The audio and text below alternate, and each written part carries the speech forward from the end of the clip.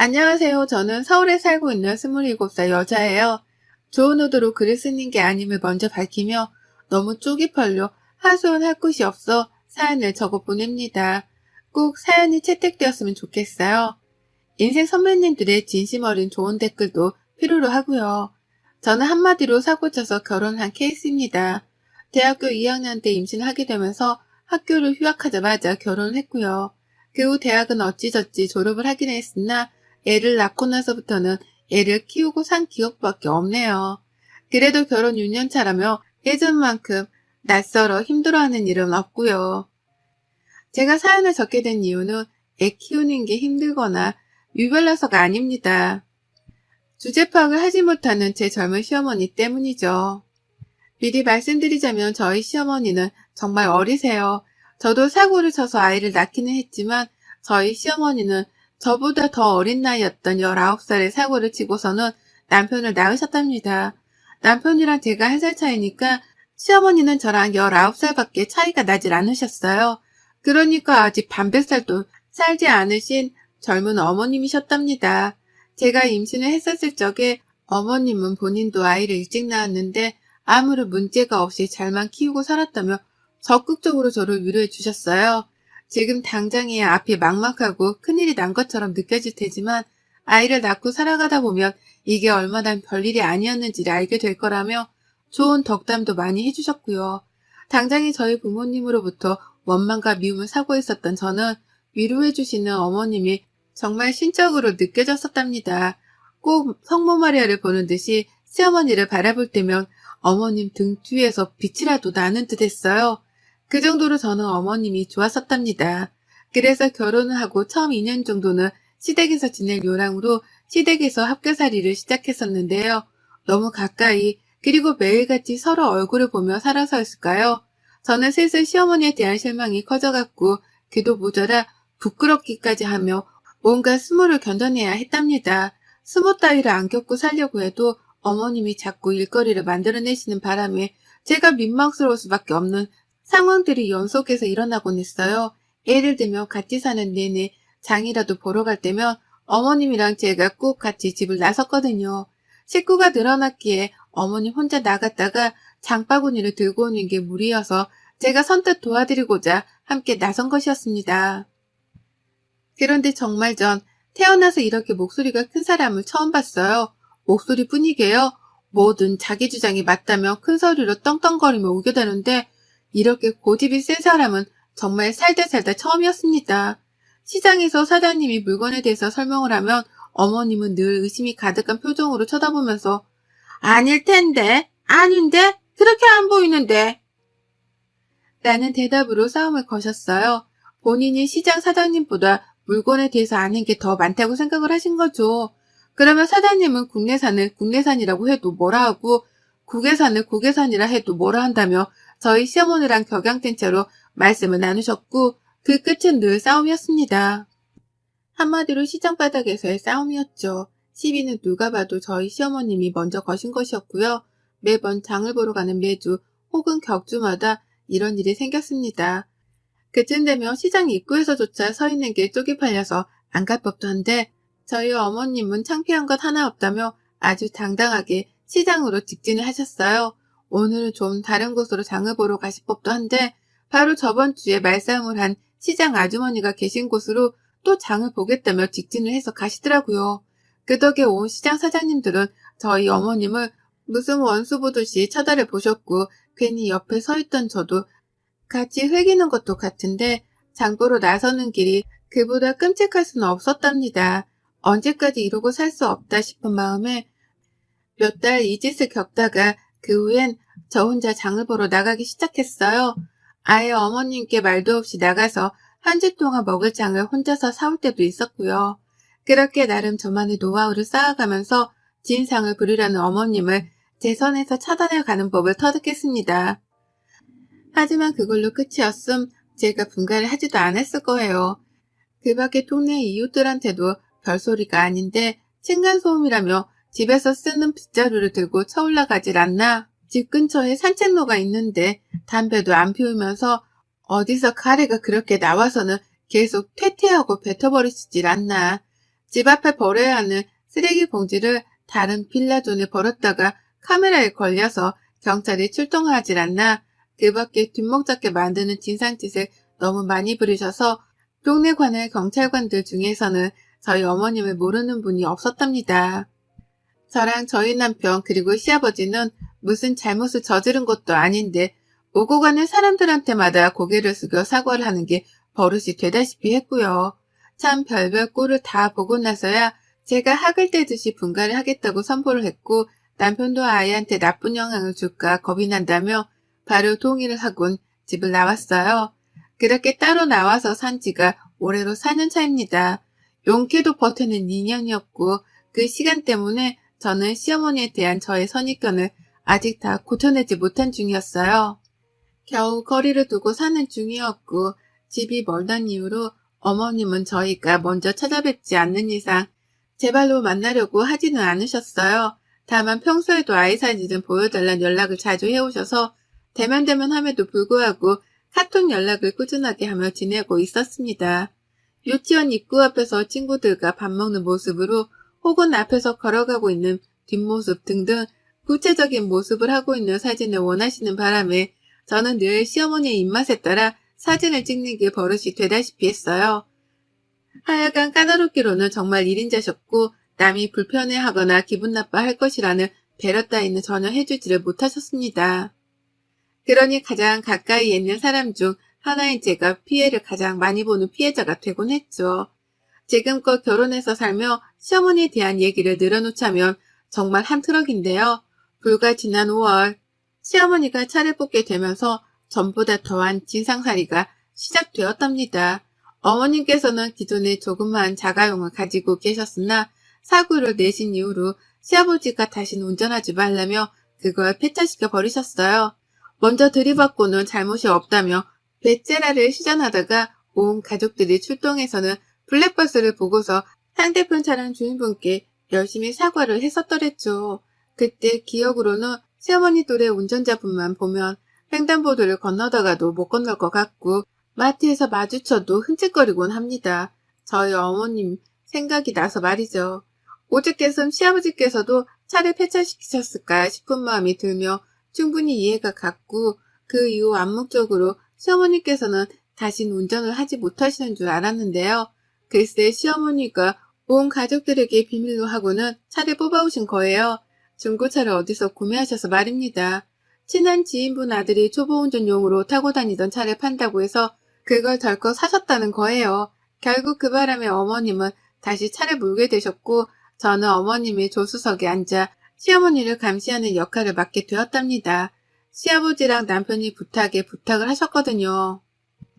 평일 대낮에 집에 있는 사람이라고는 저 하나뿐이니 저라도 어머님이 운전을 하실 때 옆에 꼭 붙어서 엄한 사람이 다치거나 욕먹지 않게 해달라고 말입니다. 운전을 어떻게 하는 건지 잔소리를 팍팍 해가면서라도 시어머니 버릇을 좀 고쳐놓으라고 말이죠. 저라고 별 수 있겠나요? 이미 진상 부리는 행동이 몸에 배어버린 사람인데 제가 옆에서 잔소리를 한다고 해서 뭐가 나아질 분은 결코 아니셨습니다. 다만 제가 그렇게라도 옆에서 눈치를 주면 어머님이 최소한 눈치를 보는 척은 하실 줄 알았네요. 이미 교통사고를 한 번 내신 분이니까 운전을 하면서 전보다는 더욱 조심하실 거라고도 예상을 했고요. 하지만 이런 당연한 저의 예상은 완벽하게 빗나가 버리고 말았습니다. 사고를 내본 사람이라면 더더욱 주변 차량의 존재에 신경을 쓰고 사소한 것도 조심스러워하면서 할 텐데요. 저희 어머님은 정말 예상을 빗나가셨죠.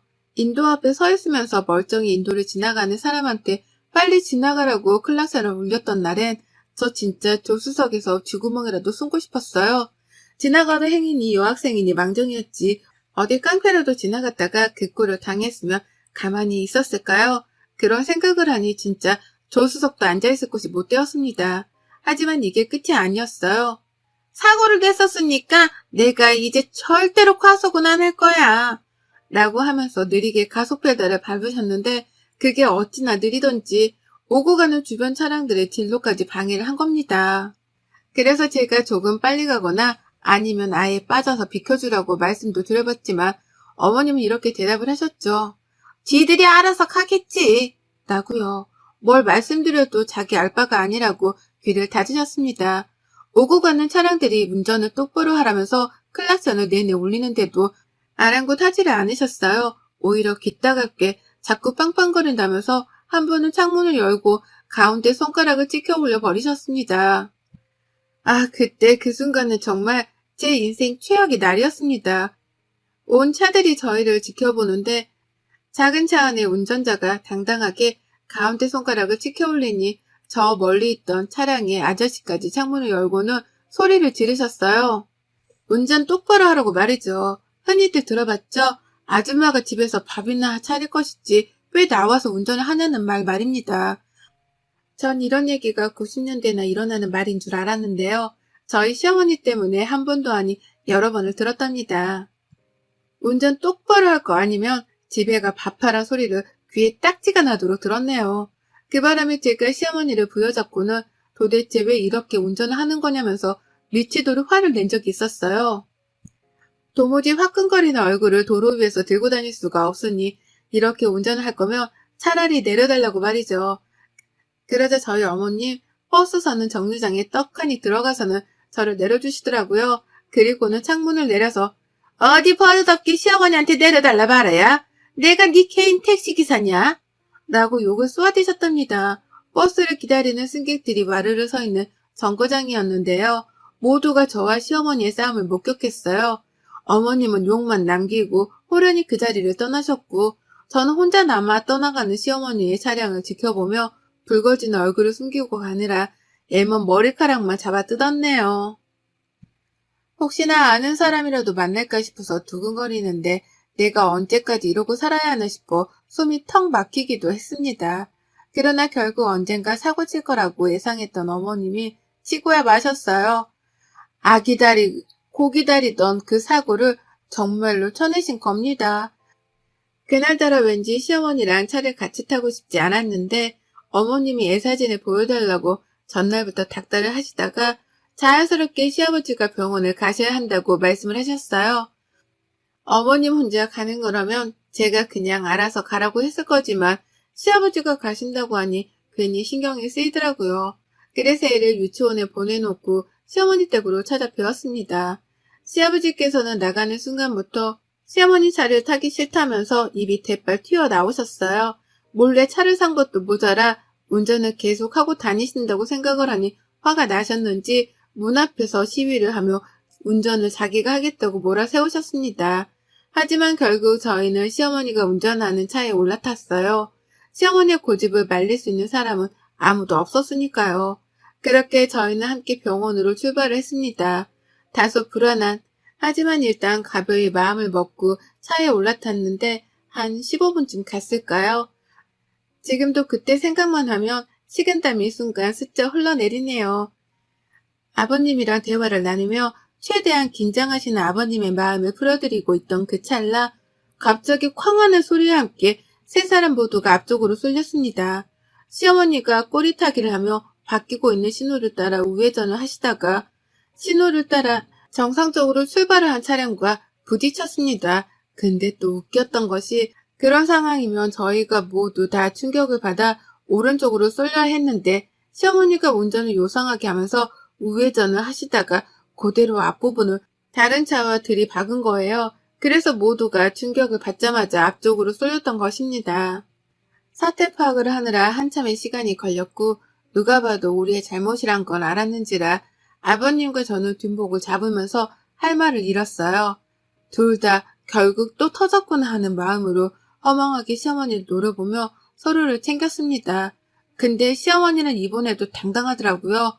정말 쪽팔림이라고는 하나도 느끼지 못하는 건지 상대편 차량에서 운전을 어떻게 하냐며 막 나와서 보험을 부르며 어머님을 부르시는데 어머님은 누가 뭐 잘못을 했는데 차가 앞에서 오고 있으면 비켜줄 생각을 해야지 그걸 그대로 갖다 들이받고 말이야. 당신 깡패야? 이게 깡패가 아니면 뭐야? 라고 하며 막받아 치셨답니다. 그리고는 한참이나 걸려 사고 운전자와 말싸움을 하느라고 쉬지도 않고 소리를 질러대셨어요. 보험차고 뭐고 이미 중재를 시킬 만한 사람이 모였음에도 불구하고 잘못을 인정하지 않는 시어머니 때문에 사건 해결은 어려웠고 그 타이밍에 저와 시아버지가 나섰죠. 좀, 어머님 좀 그만하세요. 라고 하며 저 멀리서부터 뒷목을 잡은 채로 소리를 지르며 다가갔습니다. 어머님은 얘가 왜 이러냐는 표정으로 저를 바라보며 넌 가만히 있어. 잘 알지도 못하는 게. 라고 입을 닫게 하셨죠. 하지만 저는 거기서 멈추지 않았습니다. 쪽팔려 죽겠네 정말. 어머님이 먼저 갖다 들이받고서 뭘 잘했다고 큰 소리예요. 잘못을 했으면 잘못했다고 사과를 먼저 하셔야지. 뭘 잘했다고 자꾸 쫑알쫑알. 여기 있는 사람들이 다 놀고 먹는 배수인 줄 아세요? 다들 바빠 죽겠는데 얼른 사과드리고 보험 처리하세요. 제발 좀 그 입 좀 다무시라고요. 라고 주절주절 맞는 말만 골라서 했어요.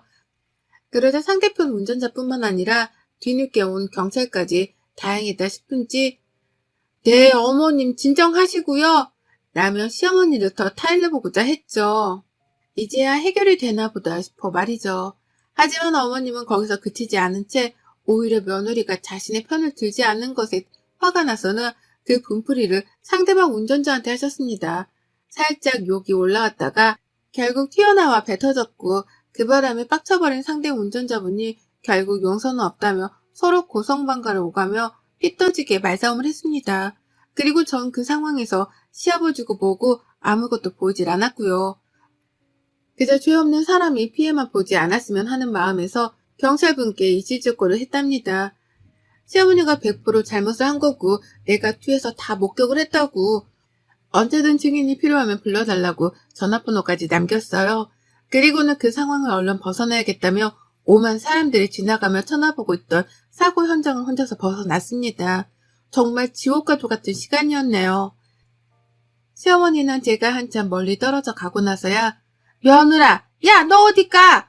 놔두고 어디 가냐니까? 라며 불러대셨어요. 중간중간에 씨라는 단어를 몇 번 첨가해 가면서 열불 난다는 티를 팍팍 내기도 하셨죠. 하지만 저는 끝까지 시어머니를 모른 척 했고 그 길로 집을 향해 달려오고 난 후에야 숨을 돌릴 수 있었습니다. 내가 다시 시어머니의 차량에 올라타면 사람이 아니라는 생각으로 시어머니 번호까지 단박에 차단을 해버렸어요. 남편한테도 바로 사실을 털어놓으면서 어머님이 또 길 한복판에서 멀쩡한 사람을 쳐놓고서 발뺌하는 대형 사고를 쳤으니 그런 줄 알라 경고도 남겨놨고요. 남편은 또 우리가 사죄를 해야 할 일이 생긴 거냐면서 너무 속상해했습니다. 도대체 나이를 먹을 대로 먹은 사람이 왜 그 모양인지를 모르겠다며 억울해하기도 했고요. 하지만 저는 당장에 남편 속마음을 들어줄 여유가 없었어요. 시어머니가 사고를 내긴 냈으나 그 충격으로 인해 앞으로 쏠릴 뻔하기도 했고 사고 후유증으로 마음이 계속 두근거리는 것이 기분이 너무 안 좋았거든요. 일단 저도 휴식을 취해야 했기 때문에 시어머니를 완전히 무시하고 모른 척하며 안정을 취했습니다. 그리고 그날부로 정확히 하루 뒤 주말에 남편한테로 시어머니 전화가 걸려왔어요. 근데 시어머니가 울고불고 난리도 아닌 채로 전화를 받으시는 거예요. 왜 그러나 싶어서 귀를 쫑긋거린 채로 들어봤더니만 세상에 어머님이 사고를 낸 그 당일 정말 많은 일들이 있었더라고요. 제가 시아버지고 뭐고 다 버려둔 채로 혼자서 집으로 도망쳐 온 후 말입니다.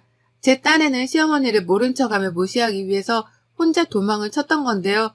글쎄 저희 아버님은 아버님대로 혼자서 그 길로 도망을 쳤다는 거예요. 그러니까 제가 제 집으로 도망쳐 나온 그 사이 아버님은 그 길로 또 혼자 택시를 잡고 바로 가려던 병원으로 가셨다는 겁니다. 그 바람에 사고 현장에 남은 건 시어머니 혼자셨고 이미 상대편 운전자를 필요 이상으로 열받게 만들어버린 시어머니는 모두가 보는 앞에서 상대편 운전자가 내뱉는 욕과 폭언을 들어가면서 욕바지가 되셨다고 해요. 엄밀히 말하면 시어머니가 잘못을 저지르고 이 모든 상황을 만든 장본인이니 욕바지라고만 표현을 할 수는 없지만 그 상황에서 자신의 행동에 대가를 치르신 건 분명해 보였습니다. 그 길로 충격이 크셨지만 진정을 할 새도 없이 어머님은 경찰서로 끌려가셨다고 하고요. 상대편 운전자분이 괘씸하다며 정신적 피해보상까지 요청을 하게 되며 이 일은 소송으로까지 번지게 되었다고 하더군요. 그런데 아무리 전화를 해도 아무도 안 받고 시아버지도 집을 나가버리셔서는 어제 하루 집에 들어오지를 않았다며 겁에 질려 하기까지 하셨답니다. 네, 그렇습니다. 저희 시아버지는 그 길로 병원을 갔다가 집으로 돌아가지도 않은 채 동생분이 사시는 집으로 가서는 외박을 하셨다네요. 저는 저대로 시어머니 번호를 차단하고 더러워 안 본다며 모른 척을 했었고요. 그와 더불어 저희 남편은 남편대로 시어머니가 사고를 당한 줄을 저에게 들어 알고 있었으면서도 불구하고 어머님이 뒤치다거리를 하기 싫다며 어제 하루 종일 핸드폰을 꺼놨던 겁니다. 결국 외동아들 하나만 키우시는 저희 시어머니는 아들에 이어서 남편, 며느리까지 아무도 자기의 전화를 받지 않으니 경찰서에서 꼼짝없이 혼자 앉아 그 엄한 벌들을 두드려 받고 나오셨다네요. 상대방 운전자가 고소를 한다며 변호사까지 선임을 하는 사이 자기는 혼자서 아무도 없는 곳에 앉아 하염없이 가족들을 기다렸다면서 울며 전화를 해서는 따지는데 진짜 속으로 꼬셔서 죽는 줄 알았어요. 어찌나 서럽게 울면서 어디 있었냐고 저희 남편을 찾는데 남편은 시어머니가 우는 걸 들으면서도 아무 감흥이 없어 보였답니다. 오히려 또 저러신다면서 그래서? 그래서 뭐? 라고 퉁명스레 대답만 했고 시어머니의 반응은 뜻밖이었어요.